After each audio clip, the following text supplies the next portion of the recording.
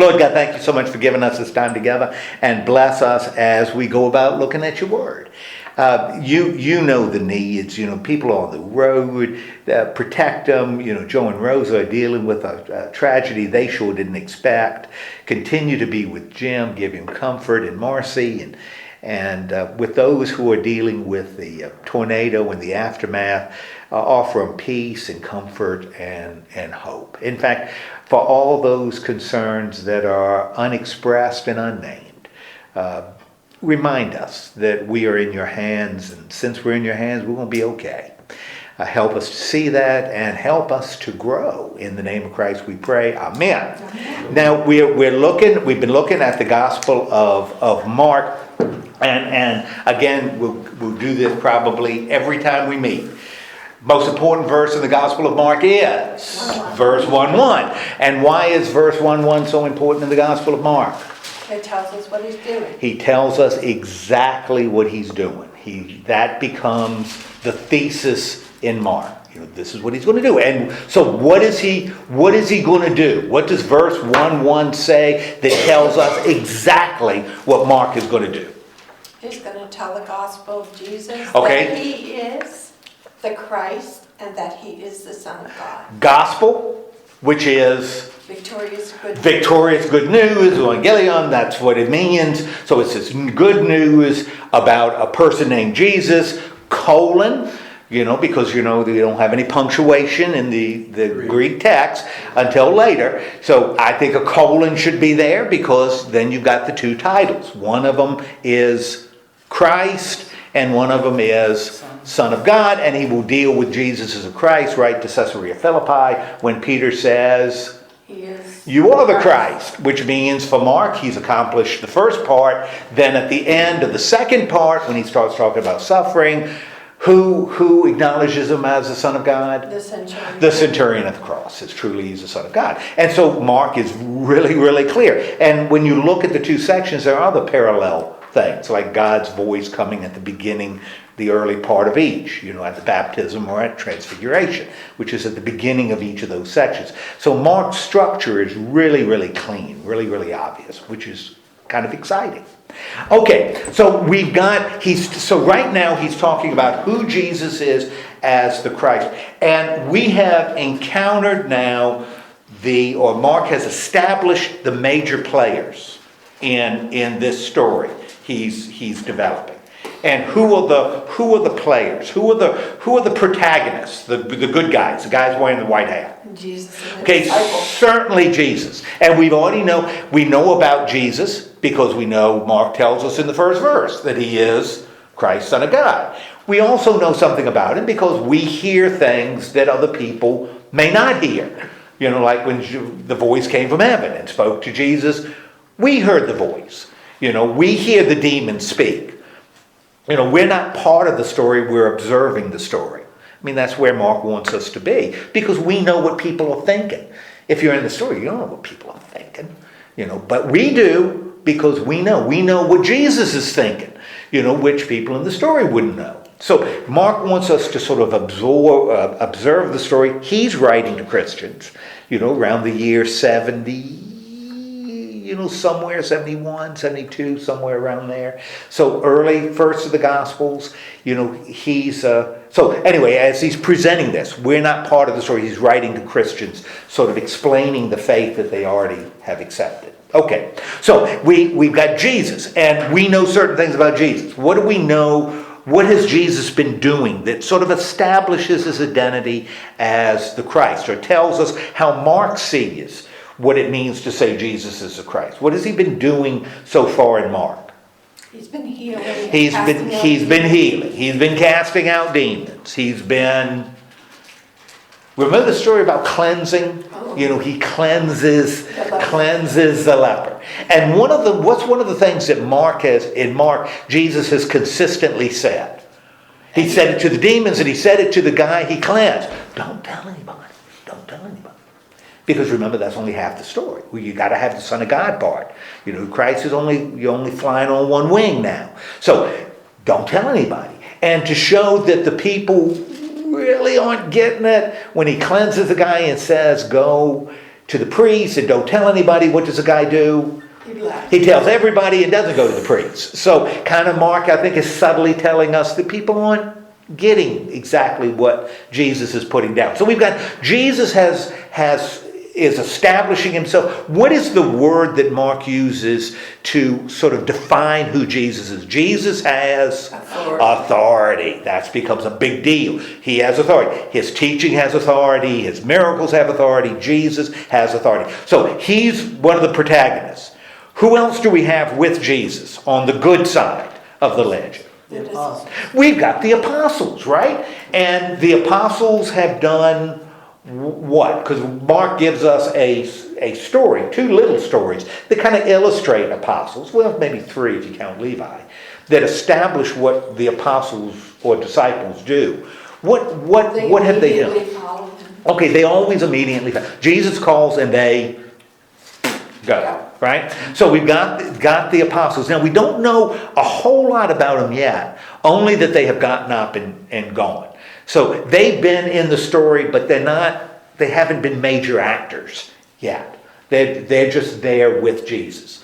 And remember, Jesus, when he teaches them, he kind of gives the disciples extra now. He'll explain to them something that he doesn't offer. Like we saw last week with the parable of the sower. He gives an explanation to the disciples, but he doesn't give it to everybody.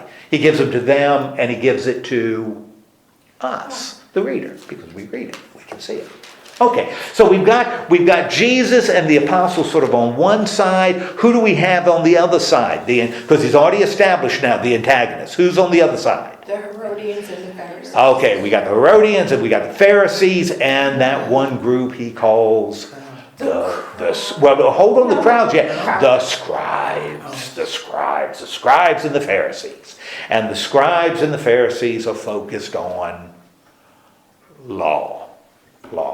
Makes sense. When Mark is writing to his community, that's the only part of Judaism that's left. The temple is about to be torn down. Sadducees will cease to exist. Zealots will cease to exist. Essenes are out in monasteries. The monks are out in monasteries. Pharisees are the only ones left. And so they will be the ones that would be causing Mark's church problems, not the other ones. So it's the Pharisees that are the bad guys. And Mark is very careful as he shapes his story. Why do the Pharisees dislike Jesus so much? Because of the authority that he displays, and he's taking away their power base. That's true, and certainly right at the beginning, because as soon as he preaches his first message, that's that 4-point message, the people say, whoa, that's a message with authority, unlike the scribes. So Mark says that right at the beginning, that Jesus is perceived as someone who has authority that the scribes don't have. Remember those three stories that Jesus, and each time the situation gets ratcheted up a little bit, where the scribes and Pharisees are introduced. Starts with the guy coming through the roof and ends with the fellow with the withered hand. You got those 4 little stories. What is Mark, by presenting those, and in each time the opposition gets a little more intense. As Mark goes, boom, boom, boom, boom, till you get to the big one, the guy with the withered hand, which is the one the clincher, right? How does Mark want us to see them? How does Mark want us to see the reason for their opposition? Jesus is not following the law. Jesus is not following the law as they interpret it, right? Because he's doing things or allowing things to be done that aren't kosher, right? That they don't follow the law. And when Mark presents this, he puts it in that interesting context, like the healing of the withered hand, that is the straw that breaks their back. And Jesus puts it as clearly as he possibly could. When they say in the synagogue on the Sabbath, and the guy with the withered hand is there, and they're waiting to see if he's going to heal, Jesus says to them, on the Sabbath, should you do good or evil? And to show that I am Lord of the Sabbath, extend your hand. And when he asks the Pharisee, he asks them, and they respond by saying, nothing. Nothing. They don't want to give him They can't even respond to that. And that's when Jesus says, stretch out your hand, man's healed, which means Jesus has done what? On the Sabbath. He's done good, but he's done good. Yeah. He's done good on the Sabbath. He's answered it because even though he could have done it the next day, could have done it 12 hours later, the guy he's been at a withered hand for a long time. Wouldn't have changed his life substantially. It is still right to do good rather than evil. And not doing good is evil. And so he's doing good. And it's when he does this good in this context that they oppose it. So it's really swift how Mark is shaping it. Because we, the reader, then know that they oppose him because Jesus has done good. And that violates their law. Whoa, that's pretty powerful, Okay, so we've got the protagonist, we've got the antagonist, and who do we have in the middle? The crowd. Now we got the crowd, the aklos. And what are the aklos? What's the crowd doing? I just following him around. They're just there. They're following around. We don't know about them. They're just sort of in the background. They seem to always be there, but they don't have any faith. They're just there. They come for healing, and later they'll come for food, but they're not taking any kind of stand. They're just sort of present. And these are going to be the groups that we're going to see throughout the story. Along with other individuals and smaller. But these are going to be the fundamental groups. Jesus on one side, the scribes and the Pharisees, and that Jewish establishment on the other. And then we've got disciples and apostles, and then we have crowds, in the middle. And these are going to be the players in the story. And the crowds are almost treated as a single unit. It's kind of a group think sort of thing. The crowd seem to feel the same thing, do the same thing. It's not like they're individuals with different opinions. They are kind of a mass that share thought. And that's how Mark is writing it. Okay, so we've got that. Now, last week we talked about Jesus does something kind of interesting. First time he did it with his apostles. Remember what he did with the apostles right last week? One of the things he did with them? He what's that? He went up the mountain. He went up the mountain, that's right. And when he went up the mountain with them, and he appointed 12 of them, and then what did he do with those 12? Okay, sent them out, right? And then we seem to have these parables that, although they're kind of maybe interesting in this context, make a lot more sense if you apply it maybe a little bit later. As people are going out. Because we've got that wonderful parable about, that's sort of the big one, about the sower and the seed, right? And then 3 little bitty parables that follow, all of which seem tied to the big one, kind of explaining that big one. And what seems to be the point when you look at the big parable and the little explanations? How would that be relevant to the apostles going out, but maybe more important, relevant to a church 60 years later? What becomes the point of that parable of the sower? The point is to tell about Jesus so that others can, so that the seeds are planted. Be a light away from the bushel, to be a light that can be seen. Okay? If you're called to be an apostle and sent out, man, you got to be doing it. But Jesus, have you seen the world out there? It's a terrible place. What does he say about that? How do the other parables relate? Well, I've been doing that and I'm not getting anywhere. Nobody's listening to me and I'm all by myself. Well, the one about the farmer, the next guy, he didn't do anything but plant the seed, and then God took care of the rest. He's the worst farmer in the world. Even the worst farmer in the world, if he's got good soil, the seed's going to grow. And remember, when you're out there scattering seeds, you're going to have bad soil out there. but you're also going to have Good soil. really, really good soil. And you may not know which one is which. You know, the worst farmer on earth still has a crop. Yeah, but it seems so small. It doesn't seem to be a big deal. I don't seem to have much influence. You know, maybe one person believes, but that's not much. What does Jesus say? So, Remember a mustard seed? You remember a mustard seed? How little bitty that is? What happens to a mustard seed? grows into the biggest Grows bush. into the biggest bush, right? And birds find shelter in its branches. Lord have mercy.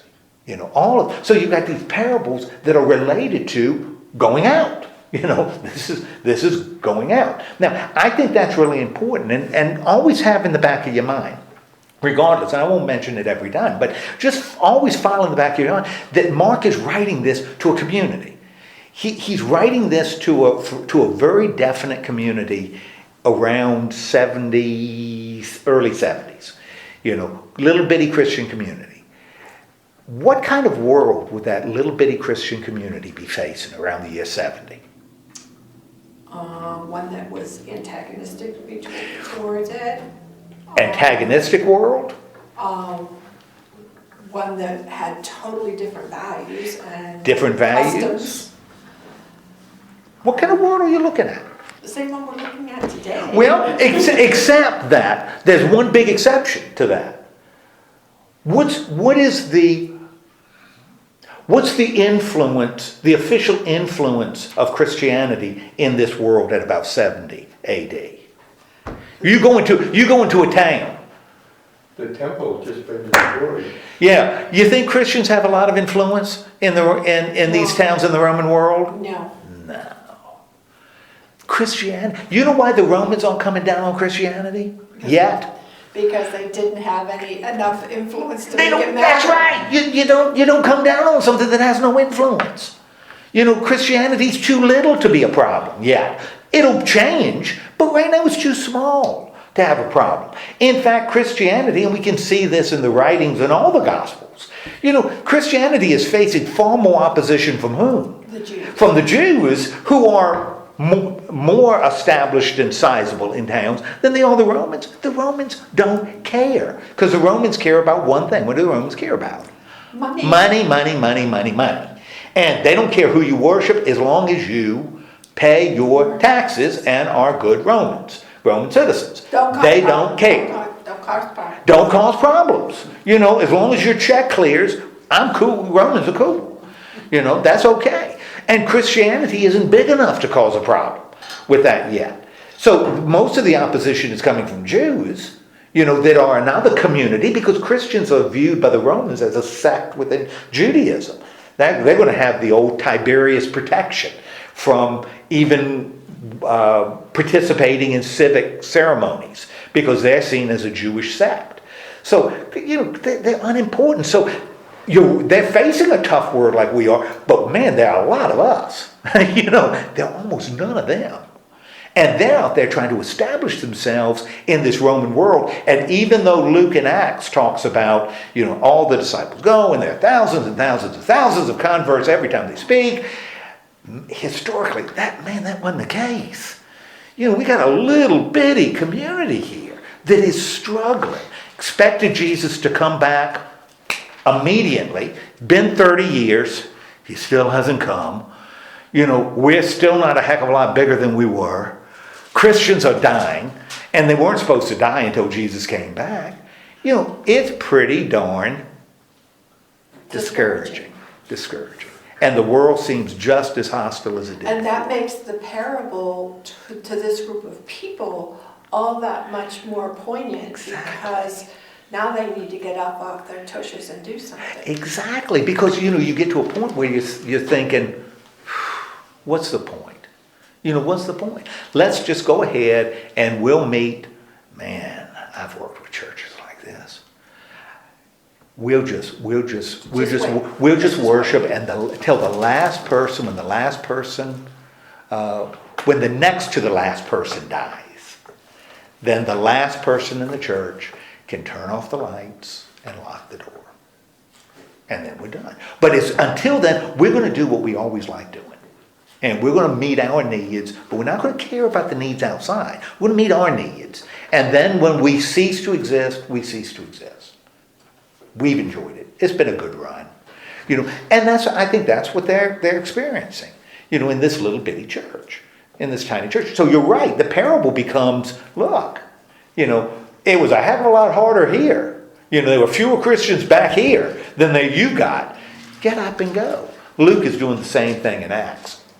But he's taking a different, he's approaching it from a different standpoint. He's talking about a golden age, not a struggling age. But that's, I think, and in fact, that's kind of what we're going to look at today when we start looking at the miracles. Not only do we have these miracles establishing who Jesus is as a Christ, but it also, when you look beneath the surface, they become powerful messages for a little bitty church that's struggling in a hostile or unconcerned world. And we're going to look at that right now. Okay, we're in what, chapter 4? Chapter 4, 35. Good, very good. So we got 4:35. Who's speaking? Jesus. Jesus is speaking. And what does Jesus say? Let's go. Let's go on the other side of the lake. Now, I've already said lakes are a really big deal in Mark. He hangs around the lake a lot. And some of it has to do with the fact that he's close to water. And we're going to see that in just a little bit. Now, what did we mention about water? Why does water become kind of significant? Chaos. Chaos. Remember Genesis 1? God didn't bring creation out of nothing. In Genesis 1, it's not nothing. There is water. The Spirit of God hovers over the face of the deep. What is the deep? That's water. Symbolic, water is viewed as a symbol, always in the ancient world, as a symbol of chaos, because you do not control the sea. I mean, you can kind of control the land a little bit, but you can't control the sea, And that becomes a symbol. Sea monster, Leviathan and Behemoth live out in the sea. That's the part that's uncontrolled out there. So it becomes this symbol of chaos. Makes a lot of sense in the ancient world. May not make as much sense for us, but therefore we've got to kind of force ourselves to see water as this chaotic symbol. Especially water in a gathered place like a sea or a lake. So he's by, now he goes to the other side of the lake. Let's go to the other side of the lake. Now that becomes kind of interesting, because he's been in where? Where has he been hanging out and traveling around? Geographically, where has he been around? Galilee. He's been in Galilee, right? And Galilee's a little complicated because you got a kind of a mixed population, but a heck of a lot of Jews hanging around Galilee, because one of the Herods is in control. Old man Herod named all his sons Herod, not unlike George Foreman named all his sons George. He named all his sons Herod, which kind of makes it hard at Christmas, but that's okay. But so that's still kind of Jewish territory, Galilee. If they're going to the other side of the lake, where are they going? The Gentile. They go maybe to Gentile territory. Okay, so going to the other side of the lake, they take people with him. Now remember, water, chaos. They're going to travel over. What happens, and again, reinforces this idea of chaos. What happens as they're in the middle of the lake? A big storm. Big storm, right? And it's a terrible storm. And what is occurring in this terrible storm? The boat starts to You got swim. wind, and you've got water getting in the boat, coming over the side of the boat, and the boat is already sinking. What is happening here? Jesus is sleeping. And Jesus is sleeping. These disciples are there in a boat, right? Ooh, man. In the middle of the sea, I'm seeing symbols all over the place here. That as Mark's church is listening to this would say, whoa, that strikes. That And it's sounds interesting familiar. too that a bunch of them were fishermen, so they knew the consequences of having this major storm. Absolutely. How might Mark's church identify with what's happening to those disciples in that boat? Well, they would have concern. They'd have concern. on a higher level. You know, here we've got a story about disciples in the middle of a storm. And because I'm an ancient person, I know as soon as I hear lake and storm, I'm thinking, chaos, chaos. You know, here is the disciples in a boat about to be overwhelmed by chaos. What are those people in Mark's church? What do you think they're saying to themselves? How are we going to get through this? Yeah. How we're day to day? You know, they don't have any hope. Brother, I can sure identify with you. Because every single day, I feel like I'm in a little boat sinking. And the waves are coming over the side. You know, I can identify with what it feels like to be overwhelmed. And to make matters worse, Ed, you said Jesus is doing what? Sleeping. Mark's church, we're being overwhelmed by this hostile, And doesn't God uncaring care? world, and Jesus is sleeping. Nobody cares. There's one to whom we pray. Nobody's listening. If he were, we wouldn't be in the middle of this storm, right? Okay. In fact, what do they do? Now, I think this is how Mark, and he's writing it to his audience. I think this is how he wants his audience to read it. You know, they can identify with what's happening here. They identify with the apostles. You know, they're in a hostile. And what do they do? They wake him up. Wake him up! Jesus, wake up! Right? Not only is he sleeping, he's sleeping on a cushion. Okay, they wake him up and they say to him what? Don't you care? Yeah. Don't you care that we're perishing? Now, it's interesting. In Greek, you can phrase sometimes, most of the time they don't do this with questions, but you can, based on the first word in a question, you phrase it in a way that implies a positive or a negative answer. Sometimes you see it, and it's based on whether you do ou or ne. Those are the two words. If a sentence or question starts with one of those words, then it's implying a positive answer. It would be like us saying, you do care that I'm perishing, don't you? And what answer do I expect? Yeah. You say, yes, and that's what we got here. So they're not asking like, now we're not sure whether you care or not. They're not doing that. They're saying, Jesus, you certainly care that we're about to perish, don't you?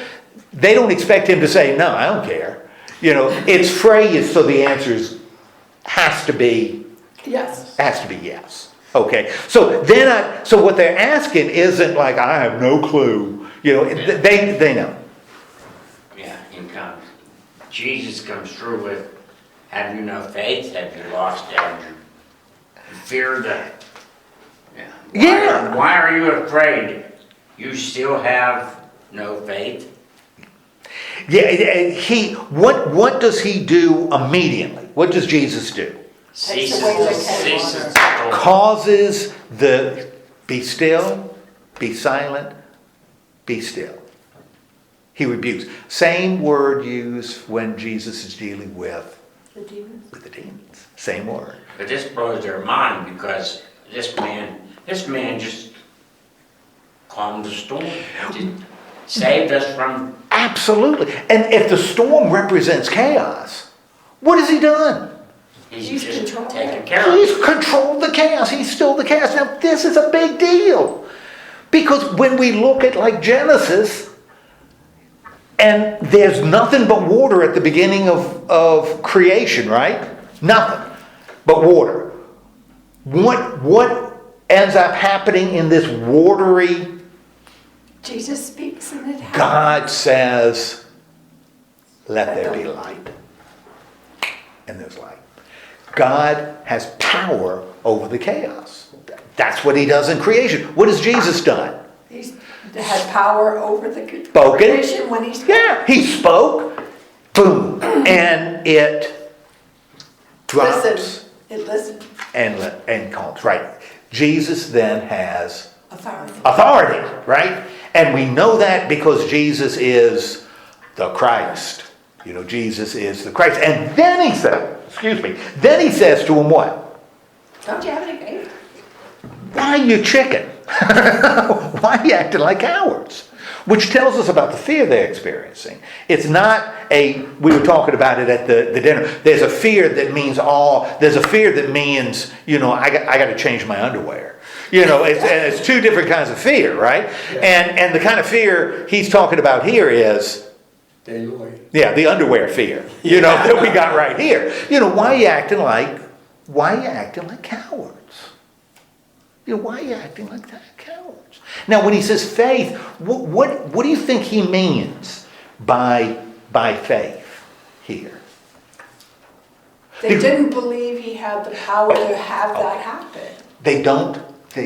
One of the things, whenever you see in the English the word faith, and this is particularly important when you're reading Paul's letter, the Greek word pistuo or pistis, one is a verb and one is a noun, in Greek is usually translated trust. So when you read Greek, just not biblical, not in the Bible, but other places, when you run across those words, it usually means trust. So if in your mind, because sometimes we think faith is believing stuff. Faith is believing stuff. And certainly that plays a part in trusting. You've got to believe certain things to trust. But the primary focus is on the trusting. And I think that's significant because trust is always a decision. No matter how much you know, you still have to what? You still have to trust. You still got to decide to trust. Somewhere down the line, you got to decide to trust. And I think that's what Jesus is kind of getting at. I think based on, I've been with you. Didn't you know I could do this? That I have authority. Why do you trust me? His authority is notching up each time that he has power over this little thing, and then it goes to the next thing, and then it goes to a higher thing to show that there is no limit to his authority. Which would make sense if he's about big. to find out when he gets to the area of the Gerasenes and the region of the Gerasenes, he ramps it up. Absolutely. And the story after with Jairus is even more. Yeah. So, and again, we've got, I think you're spot on, and we've got how many stories? This one, then the demon, and then the healing, boom, boom, boom, and each of them become a little more dramatic. All of them showing authority, and I think all of them relating to Mark's church, because when he stills the storm and he says this to them, and they say, wow, the storm, the sea and the wind obey him, which means Jesus has control over chaos. When he speaks, the wind and the sea and everything obeys him. Absolutely. Now, that may be meaningful to these disciples in this little limited situation. But when you talk about Mark's church, if Mark's church is feeling overwhelmed by the world, and they read this story, And they're living in chaos. and they're living in, or there's an old joke, if life is a rat race, sometimes it seems that the rats are winning. You're living in that kind of world where chaos is winning, the rats are winning. What is this saying? Jesus has control Yeah, over that. they have control. Just have trust. Yeah, Jesus has control over the rats. So you don't need to worry about it. You may think he's sleeping, doesn't mean he doesn't have control. Doesn't mean that chaos shows that he doesn't have control. Doesn't mean the storm shows that he doesn't have control. He has control. You'll be fine. Don't be afraid of the storm. And isn't it true that it's only through the storms that you grow? I think certainly. I think. Well, that's when your faith is tested. That's when you grow spiritually. And Paul says that. That's why we can look at trials as growth opportunities. Paul says it, Peter says it. Same thing, that these are opportunities to grow. We become stronger. We learn endurance when we deal with these trials. We learn trust. When we deal with these trials. And I think this becomes, again, linked to the apostles going out. This becomes a powerful message to the church. Don't believe it's just the world's overwhelming you. Man, God is not asleep. God is in control. You may not like what you're facing right now, but that don't mean God isn't in control. God is. Okay, so boom, we've got that. finishes his story, gets to the other side, which means he's probably in maybe Gentile area. Decapolis. Yeah, well, in that area, which is on the other side. I looked Okay. at my Baptist to Yes. find out. Yes. Before we get too far, verse 41, it says they were terrified, but that word is not Deloi, it's now phobia. Yeah. Right. Which is a awe, or not like we use phobia, but they, again, authority and that he is the Son of God, because in Jewish thinking, the only being that could control the wind and the waves and the environment is the God of the Old Testament Yahweh, the creator, the God who created everything. And so this word phobia is showing reverence and awe like you're before a king, because now they realize that he is the Son of God, not just a Messiah. Well, hold on that. Hold on, Son of God, because they don't realize that yet. For Mark, as Mark structures his story, we're not there yet. Well, I think they do here.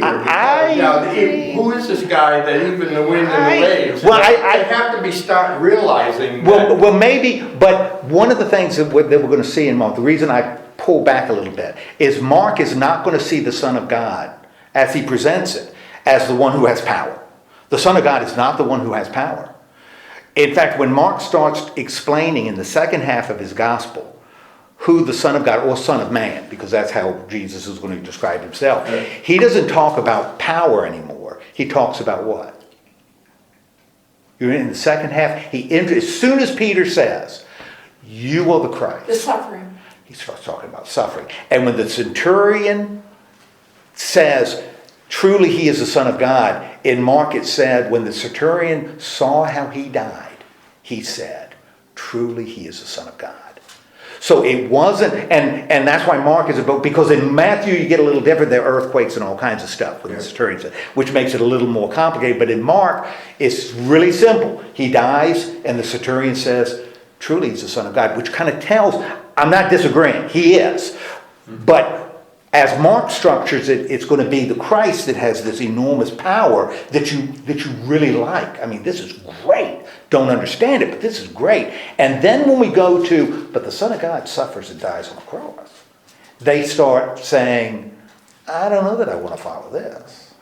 I don't think I like this very much. And that's when people start moving away. That's when Peter rebukes him and says, you can't be talking about that. You're the Christ. You could do all this big stuff. Don't talk about suffering. So we get this, and that's how I think how Mark is structuring. Certainly, as you look at Matthew, it's a little different, and good gracious, John is really different. John is much different. Okay, so hang on with me on that one, just for structural reasons.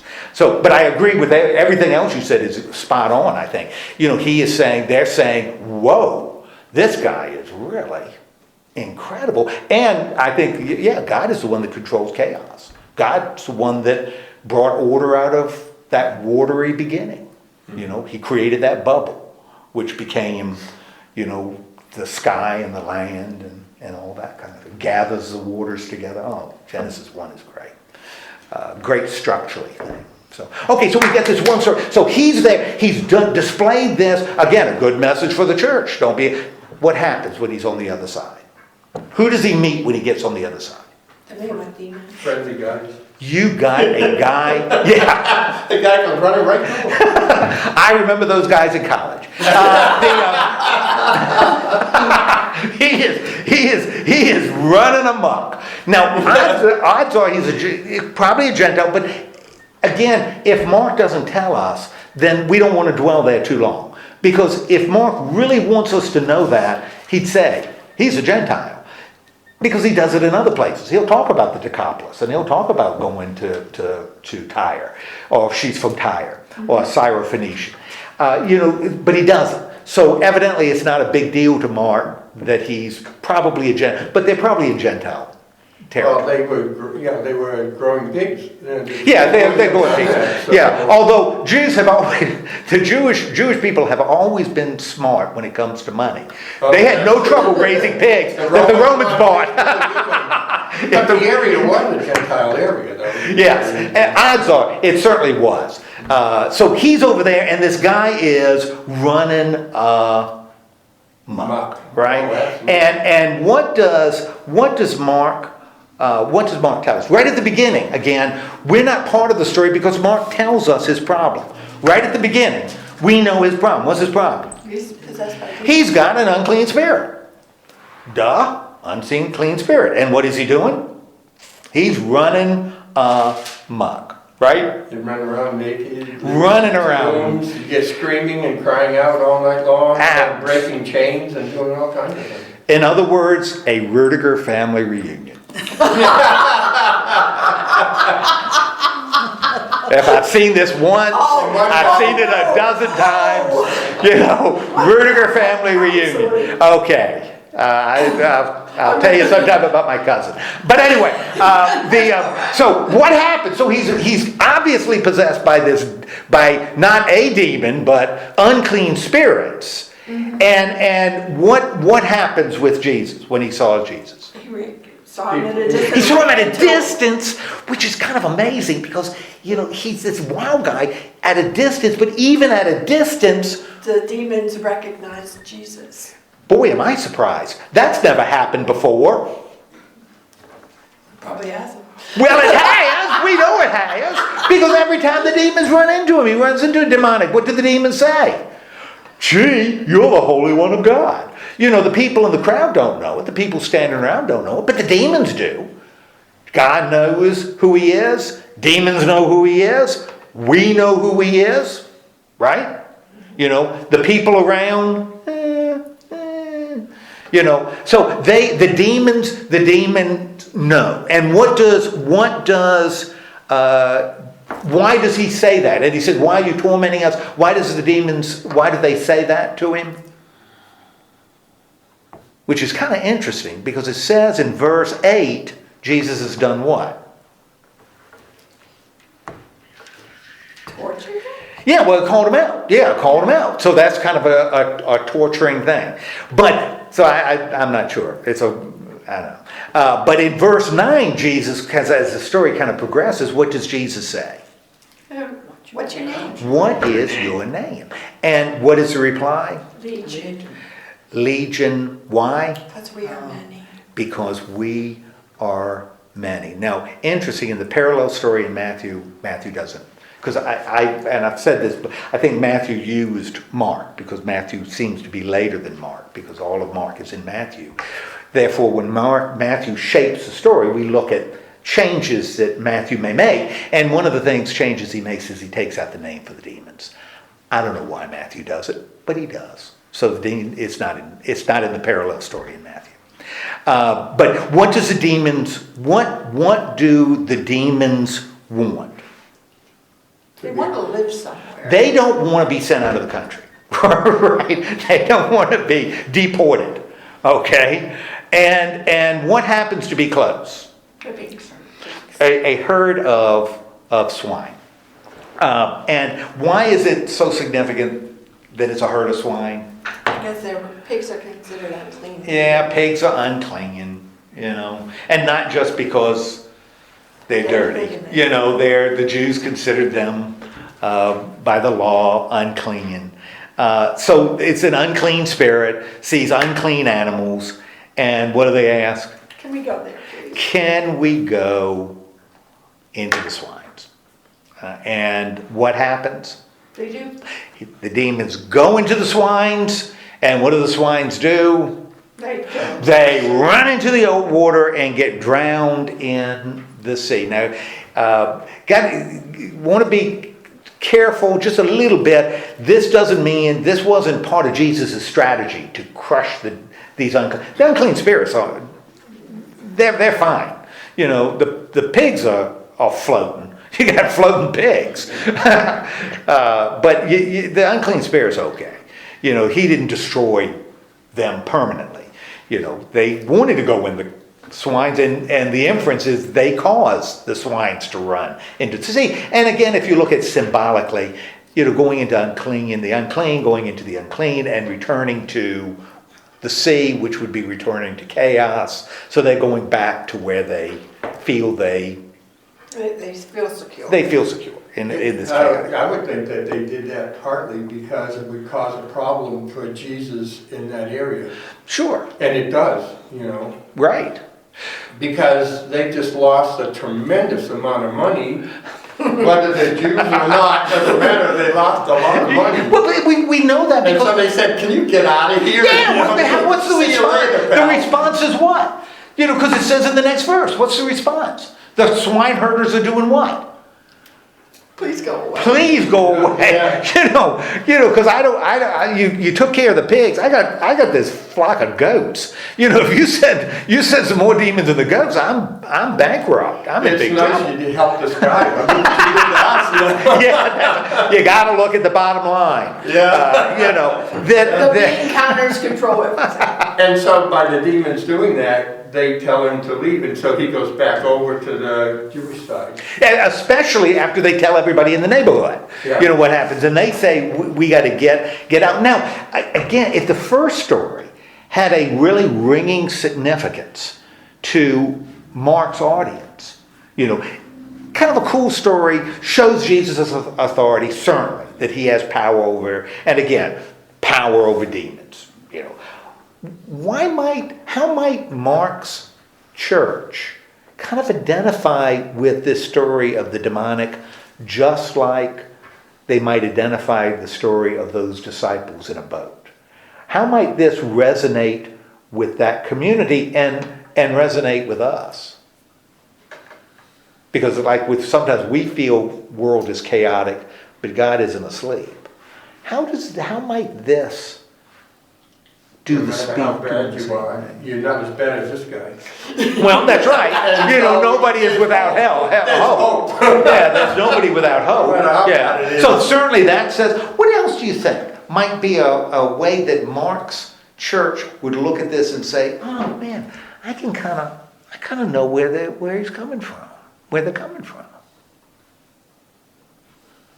What did you say Mark's church is facing in the year 70s? Let's say 75. They're facing discouragement. They're facing internally, they're facing discouragement. Externally, they're facing... Persecution. They're facing persecution primarily from Jews now. Yeah. Because they're not being persecuted by the Romans yet, because the Romans, they've kind of got this double whammy. You know, yeah, it's one thing to have people against you because you are that important. You are so important that people have decided to get together to be against you. You're somewhat unimportant. You are. That What if don't even care? They don't even care. What's worse is when nobody cares. You know, whether you're important or not, because you're just not. Man, it's like my wife tells me. She'll say to me sometimes, Ed, and she'll do it after a particularly rousing service. She'll say, Ed, you're not nearly as funny as you think you are. Cut to the quick, didn't it? Yeah. And you know what? She's right. She's right. and I mean, that's when you're not important enough even to be opposed, you know, because you just don't appear on the radar. That's kind of discouraging. You know, first when chaos seems overwhelming, man, just because the storms aren't being still doesn't mean Jesus doesn't care. Because God does care, it doesn't mean Jesus doesn't have authority. Now, with this demonic, you know, they're facing a tough world. And for them, you know, it's really easy to say, you know, inside we're trying to be good, right? But outside clearly is influenced by that which may be unclean. But you know what? And it's all over the place. It's not just one, it's all over the place. Well, what has Jesus done here? He's taking care of that. He's taking care of legion. He's taking care of legion. You know, man, if he could take care of a legion of unclean spirits, you know what? As you sit in your little bitty church of 15 people, you know, behind closed doors and windows, you know what? He can take care of I bet you he can take care of you. I bet you the forces on the other side of those walls aren't stronger than God, aren't stronger than Jesus. I bet you. Okay? All right, so we got these two stories that I think resonate with Mark's Mark's community. And then what happens? Then they go back over the other Then he goes side. back to the other side, right? Back across. And when they go back to the other side, and now they're in good Jewish territory, who shows up? The crowd. Well, the crowd is always there. They're always in the background. Can I bring up something about the Yeah, sure, background before absolutely. we leave, that area? Unlike in the Jewish section, in the Gentile section, what's he tell the guy to do? Go back home and tell Yes! everybody what Good. God That's has right. That's done right. for you. I'm so glad you mentioned that because I think that's really important. Yeah, I do Because too. the Gentiles seem more able to do that than his own people.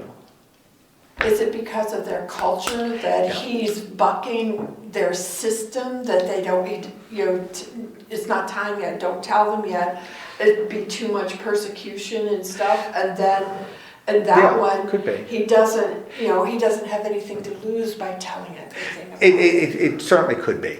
Could be that it's for them the miracle itself is enough. That it's the Jews that get that Son of God in Christ part confused and blended, and that's not going to happen in a Gentile area because they don't have that same background. I don't know, but I think it is really interesting that he tells the Gentile to do something he didn't tell the Jews to do, and let's go tell people. Yeah. And he sure didn't. He's never told a Jew, go and tell as many people as you can. it. And it's interesting too that it says all the people were amazed. Yeah. Well, whenever you have everybody was afraid of this man. Mm-hmm. And they tried to chain him up and all these things and he kept escaping. Now they have this total transformation to somebody, Instant transformation. an instant transformation to, it would amaze people. He was dressed, he was calm, he talked normally. And all that. That's right. That's the day after the Rudiger reunion. Yeah. That's the It next depends day. on which part. Yeah, of the that's exactly right. And it's Yeah. interesting, he won't let him follow him either. That's and that becomes kind of cool because again, as a message to this later church, that if something spectacular happens to you, maybe the best thing you can do is stay where you are and share what's happened rather than go someplace else. Maybe it's better to be a machinist that shares about Jesus than it is to be a preacher. To be a good machinist who lives a life that reflects Jesus Christ than to be a mediocre preacher. Maybe that's better. And maybe that's what he's telling them. You don't need to be an apostle. You need to share with your friends. Wow. That's a pretty powerful message. And he's planting seeds. He's absolutely he's scattering seeds. And his soil is fertile. Well, but now I think Jesus would say to him, "Oh, you're going to run into concrete. You're going to run into shallow. You're going to run into that. But there's fertile soil out there as well." Yeah, I think.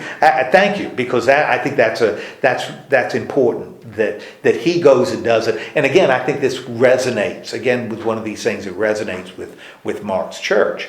And as I said right at the beginning, Mark's church isn't primarily Jewish, or if it's Jewish, it doesn't have a deep grounding in Scripture because Mark defines Jewish words. He'll give a Jewish words and then he'll define it. Give the definition. If he's writing to Hebrew speakers, he wouldn't do that because they already know it. But he's not. Therefore, he has to define it because they don't know what the word means. And we'll see that in the other story when he heals Jairus' daughter. So we've got these two stories. Last one, and this is kind of it's called an embedded narrative because we've got a story within a story. Yeah, Mark sandwich. Yeah, a Mark and sandwich. Yeah, Mark and sandwich. What happens? He goes across back to good Jewish territory. Who does he meet? Synagogue. Okay, rule of a synagogue. Now we don't have in the story any preconceptions about synagogues. Jesus has been there, so we don't have a negative impression. Not like we do of scribes and Pharisees. So, leader of the synagogue, he's just kind of an important person. In fact, his name means enlightened. Jairus, that's what it means, is enlightened. That's what the name means. So, Mark has already told us that this guy is With it. Withered. Yes, that's what he would be called now. Withered, Mr. Withered. And we know he's with it because what does he do when he comes to Jesus? He asks them.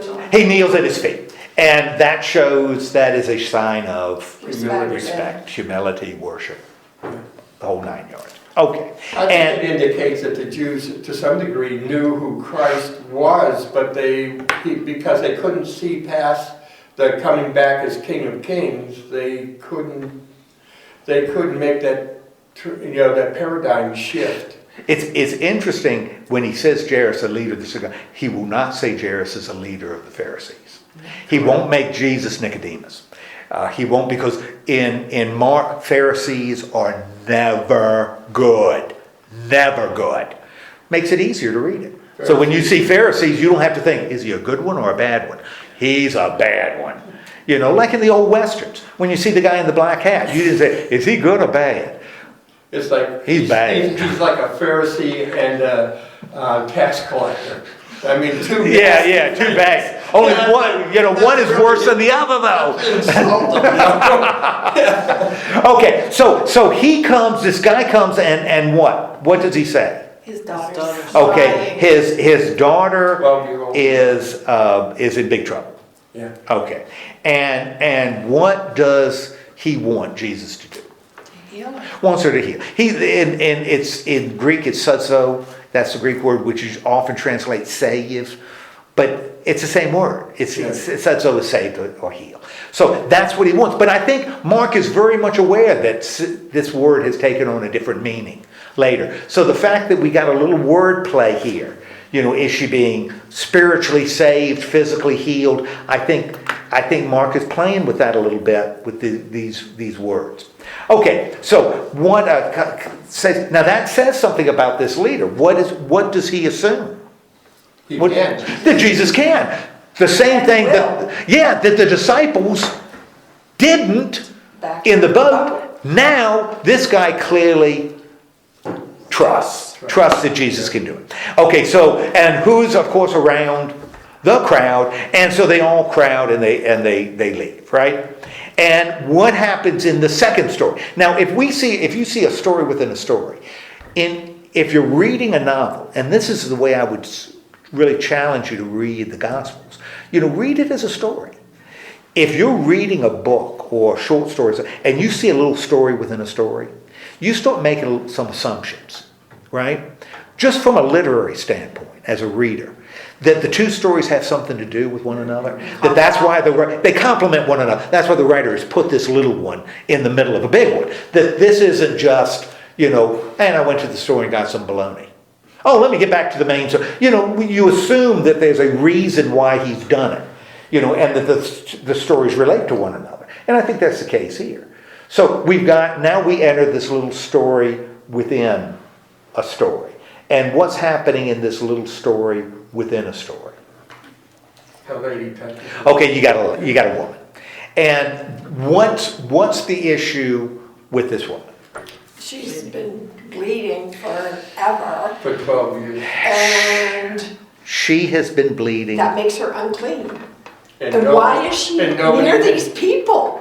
I mean, this is totally against culture for an unclean person to be with a crowd of people. Because she is But- unclean, and anybody who touches her is unclean. Exactly. So for 12 years, she's been alone. She has been alone, other than the fact that, in the doctors, nobody's been able to help her. So she's talked to people, but she isn't able to get help. But she is unclean. Yeah. The fact that a woman who's bleeding, has a passage of blood, she's considered by the Jews unclean. I mean, she just is. A man is too, but I mean, it's, From everybody. yeah, that's why you can't eat any food with blood in it, because blood is life and yada, yada, yada. So anyway, she is unclean. People can't solve the problem. Been unclean for a long time. Why does she approach Jesus? Because she trusts that he can heal her If she can only. if she can just at least touch her. Yeah, she's heard about him, right? She's heard And about and makes it, if she could just touch his jacket, that would be enough. If I could touch his jacket, and again she uses the word, and that's what I think ties these stories together. Two things connect them. She'll be saved. This is what she'll be saved. Uses the same word, said so. That just like the Jairus comes to Jesus and says, "My daughter is really sick. Come and you could save her or heal her." Same word. She says, "If I can just touch him, he can save me or heal me." So we got these now. You said these two stories are connected. Boy, we got a connection right here because we're talking both of them about healing and saving. Now, as soon as she touches his jacket, what happens? He Jesus. realizes. Well, even before Jesus realizes it, She's because she's healed. As soon as she does it, boom, it happens, right? Just like she expected. Whoa. And not only does she stop bleeding, it dries. So she's clean. She's healed. She's healed. She's saved. Right? Through just one touch. Just one touch. Now, what happens? And again, one of Mark's favorite words. Immediately. Jesus is what? Aware of it. Okay, is He said, aware. Oh, right, who touched me? Because he feels power going out from him. And he says, "Who touched me?" And his disciples say, You're the crowd. What are you talking about? "That is stupid. Jesus, get a grip." People are pushing you all over the place. And he says, "No, what ends up? What does the woman do?" She admits what happened. Okay, she admits what happens, and what does she say to Jesus? What does she say? What does she tell Jesus?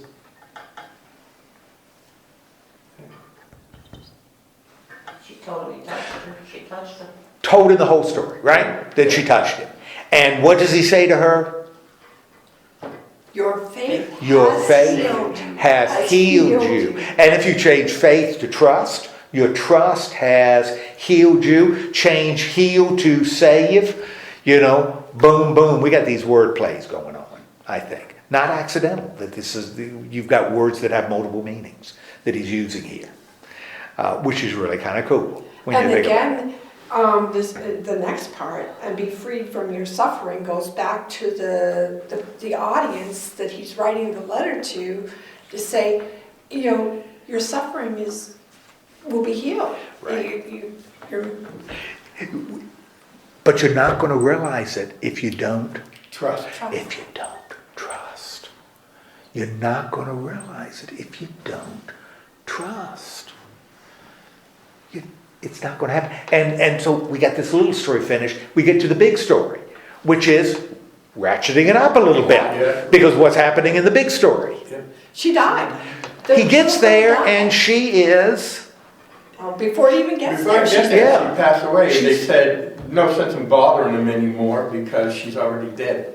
And he says to him, oh, poop. don't be afraid. Yeah, I find it interesting too that he doesn't take all the apostles with him. He only chooses, 3 or 4? Well, and who does he choose? This is always kind of interesting. James, John, and Peter. James, John, and Peter. Yeah. It's his inner group. 3, because 3 Is God. is a perfect number. The first prime, the prime number. Well, I guess 2 is first, but 3 prime number. One is first. It Yeah, is well, the first yeah. Well, but every 2 prime number can only be divided by By itself in itself 1, in and one. so, but 3 is this heavenly number, and so he works in 3. Poor Andrew, boy, talk about feeling left out. Peter's brother doesn't get to do anything. And he was there first. And he was there first. But Andrew's sort of out of the story. So it's Peter, James, and John. Always, and it's always James and John, not John and James. But see, here we've got, so he brings them in, and people are going sad, and they're sad and weeping they and had crying. wailers and mourner things back then too. Oh yeah. So You got stuff going on, right? And what does he say? She's only asleep. She's Why are only you crying? she's only asleep. Now that's interesting on I think a couple of levels. Beyond this, and I don't think this is a major point because Mark doesn't make it a major point. But one of the things that we see and I think it's how the Jews perceived Death. eternity and death, as because Paul talks about those who have fallen asleep, and the Jews tended to view death as comparative to falling asleep. Their view of death is very different than what Christians now believe, most Christians believe, because Christians now were probably more influenced by Platonic philosophy, Greek philosophy, than they were Hebrew theology. Jews didn't believe that souls could exist without bodies. You couldn't have an independent existence. So you needed bodies. So there was no place when you died, the body wasn't a shell that released the soul. Jews didn't believe that. That was Greek. And that's fine. The Greeks believed that. And souls went somewhere else. The Jews believed you needed to have life, you needed both. And that's why the resurrection of the dead was so important. It was ridiculous to the Greeks. That's why Paul says it's foolishness to the Greeks. But it wasn't to the Jews. Resurrection of the dead was everything. Because the only way you have eternal life is what? The resurrection. Your body and soul to be raised. And that's why resurrection is such a big deal for the Jews. So it was just, so the Jews tended to describe death in terms of sleep, because it was like going to sleep. And I'll tell you something, guys, if you've ever gone under anesthesia, I think that is exactly what death is like. When you go under anesthesia, You don't know anything. you don't know anything, and you don't know how long you've been under anesthesia. All of a sudden, when they bring you out, boom, you're out. And you could have been out for 10 minutes, or you could have been out for 10 hours. You got no clue. All of a sudden, your next conscious moment is what? Life. Life. Boom. And I think to me, that's a really good analogy. I didn't realize it until I had surgery. That it's, you're not conscious of time. So when Paul says like the twinkling of an eye, yeah, that's what it is. That's what it is. But resurrection. But so sleep, the fact that he says sleep is really pertinent to the Jews, and the fact that they would laugh at him, is I think a little bit of irony. That they would laugh at him because he's really describing, even if she had passed, that's kind of how they viewed death, as going into sleep. In Hebrews 11, he talks about Lazarus, the same thing. He said, Exactly. Sleep, and they said, then we don't need to go because they didn't want to go to Jerusalem. They were going to get killed there. Yeah, and stuff. exactly. And that's really initially when he says he's asleep and stuff. They said, good, we don't have to go. And he says, what I mean is, he's dead. He's dead, yeah. And stuff, and I think it's Thomas, I think it says, well, we might as well go where we get killed. Yeah. That's right. Well, yeah, and I mean, this whole thing with sleep, that's what Paul says. What he uses. Yeah. Anyway, so he goes into the room, right? And they're mourning, but they're laughing at him, right? Yeah. And what does he do? He speaks and she comes alive. He takes hold of her hand. Yeah. Okay. Which again is radical. Because she's unclean. She's unclean. I mean, if she's dead, she's unclean. Because you can't touch dead things. No. The whole thing of the Good Samaritan is based on the fact that the people passing thought he was dead. Couldn't take the chance. Don't want to be around somebody who's dead. So, takes her by the hand, which he's done before because he's touched. Remember, he touched the left. He touches everybody. But he's never unclean. I love that. That's right. And what happens to the little girl? She awakes. She wakes up. And he says, feed her. And that's right. Which means what? Why does that become pertinent that he says to him, she needs to get something in her system. She needs to eat. What is he suggesting when he says, and I think it may be more important than we may even give it credit for. When he says, you got to give her something to eat. Spiritually, we always need to be fed. Okay, well, we need spiritually to be fed in this context. In this context. Yeah. What is he saying about the little girl when he says she needs to eat? She's alive. She has returned. She has been, Fully healed. yes, resuscitated. Yeah. As opposed to Resurrection. resurrected. Yeah, and I think that's what's important. That this isn't the resurrection of the dead. This is resuscitating the That's dead. what Lazarus- Because she needs to eat, which means what's going to happen to this little girl eventually? She's gonna die. She's going to die. What happened to Lazarus? He died. He's going to die. Because they're resuscitated. This isn't the resurrection of the dead, because after you're resurrected, Then you don't die. you don't die.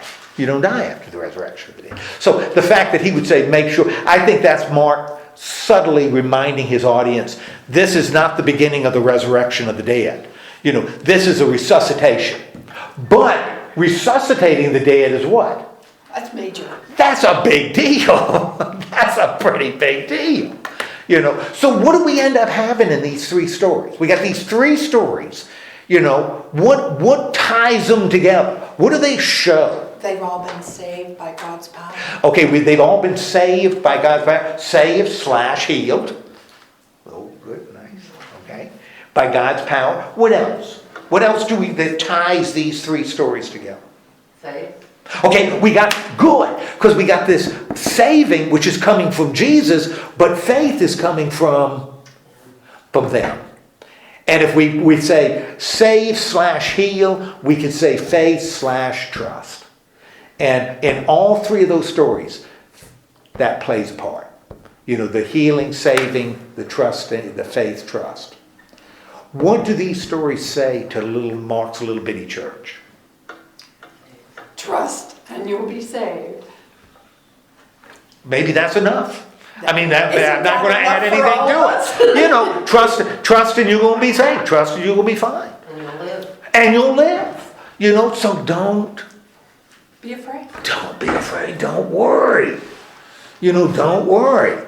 God is In control. in control. God's in control. Wow. Man, that is really powerful. And if we could take that same message, that the world is, The world God's is in control. chaos, but God is God's in control. We look at it as chaos, but you know what? It ain't chaos. Because why? God's in control. And God brought order out of chaos. This is not a chaotic world. And so maybe before we start fumbling around and make things worse by, well, it is chaotic, I'm going to solve it. Maybe we should. Isn't and that start why to we trust have to God. wait on God?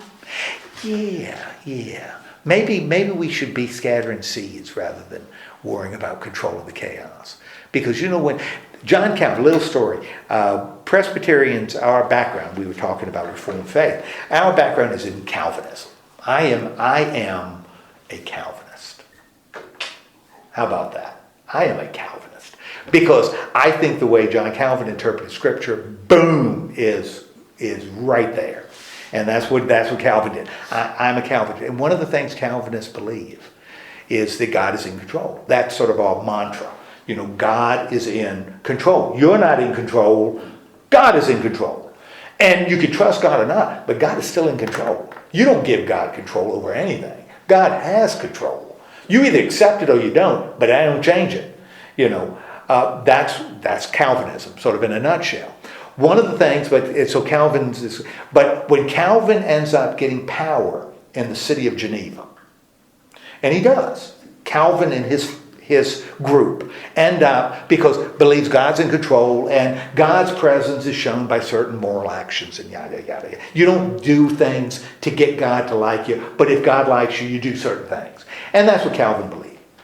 That the morality a person shows is not to win God's favor, but shows that you're in God's favor. And so his group takes over Geneva.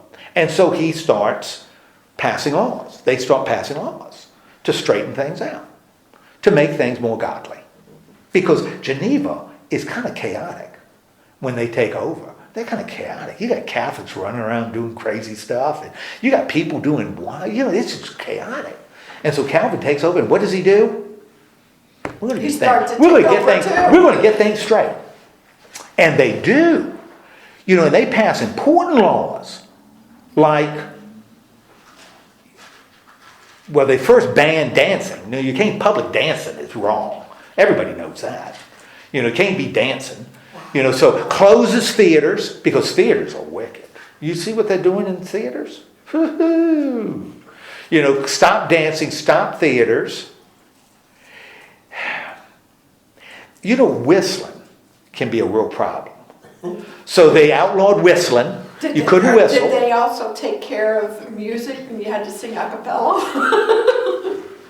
The fact that you would mention that shows that you are not, clearly you're not one of God's elect. And so we are going to have to convince you to shape your life so that you are part of it. Well, if it's for your own salvation, we're willing to do that. You just have to do it. Or kill you. But one of the two. And one of the things they made sure, and this is what our Puritan forefathers and mothers brought to America. Mm-hmm. They outlawed certain special days because they were just plain too Catholic. Too Catholic, and not in the Bible. And one of the days that was particularly problematic was Christmas. And so the good Calvinists banned Christmas.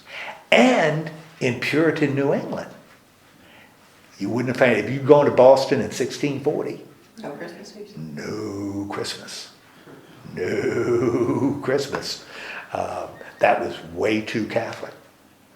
So I guess the point is, when we try to control the chaos, use our own ideas to control the chaos, what ends up happening? We screw up. So maybe it's better. Did they cut out Easter too? No, Easter is different because Easter's in the Bible. Easter is a biblical holiday. So Easter they did celebrate. And they set up little bunnies and had dyed eggs. No, they didn't do that. They didn't do that. But they did celebrate Easter. I mean, Easter is Ishtar. They did, but Christmas they did not allow celebration. And Christ said, to celebrate my death until I come, not my resurrection. Right. Well, and then they got the resurrection wrong. Boy, I hang around because we're going to see there's a reason why in Mark, because Mark resurrection is almost incidental in Mark. So anyway, great lesson for Christians then and now. Any questions? Oh, you're so good. Thank you so much for your patience. I appreciate it. So let's have a word of prayer and then you can go home and do whatever you want to do. Lord God, thank you so much for giving us this time together and remind us that it really is about faith, trust, looking to you to heal and to save. Help us to be patient. Help us to be faithful. In the name of Christ we pray. Amen. Next week we'll look at the 6th chapter. 6th chapter. Ooh, yeah, 6. We're getting